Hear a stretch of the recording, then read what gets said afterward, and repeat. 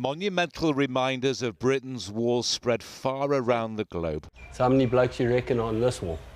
The names of those who shed their blood are written in stone. Check, there's also a Jackson there. And carved into the memories of the men who risked their lives for a foreign land. You know, they called us the colonials. Across the battalion, I think there was at least a South African in every company. Kyle and Ryan were among the many Commonwealth soldiers to serve in Afghanistan, though in their native South Africa, some saw them as mercenaries. There was a time when it was voiced that we may lose our South African citizenship, if we decided to stay in the British military. My mentality during that process was, well, I am fighting for a good cause. So if they want to persecute me and prosecute me, then so be it. They fought at Sangin, then the most dangerous outpost in the British Army. I remember getting contacts up to 5-6 times a day. So guys were revving to go. And you train for this. Like, we want to be in the thick of it. This is Kyle, filmed by ITV News back in that long, hot summer of 2006. The Taliban, a constant threat.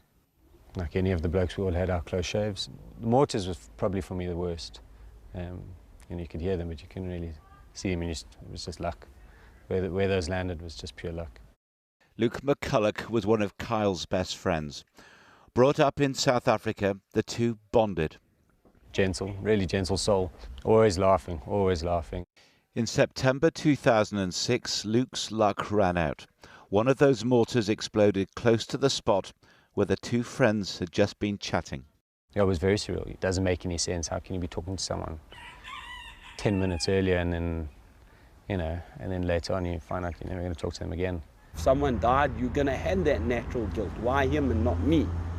Did we verbalise it? I didn't hear blokes verbalise it. But I know inside, we all had that guilt, Why was it him and not me?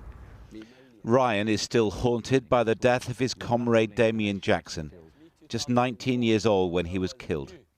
That bloke didn't even live his life. He's 19. That's what I found hard. You would have swapped places with him? 100%. All of us would have, not just myself. I'm sure I'm speaking on most of the blokes.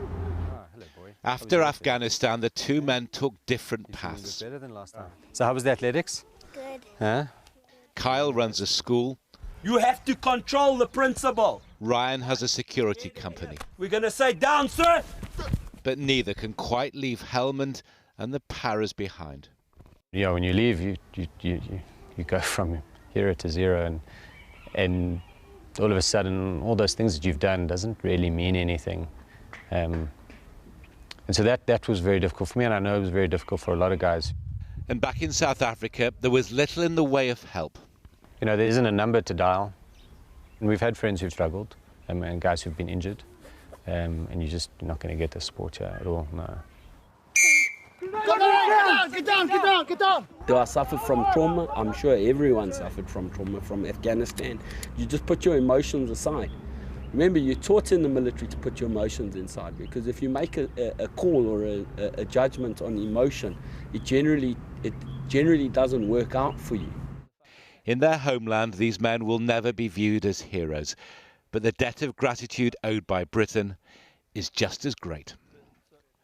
John Ray, News at 10, Johannesburg.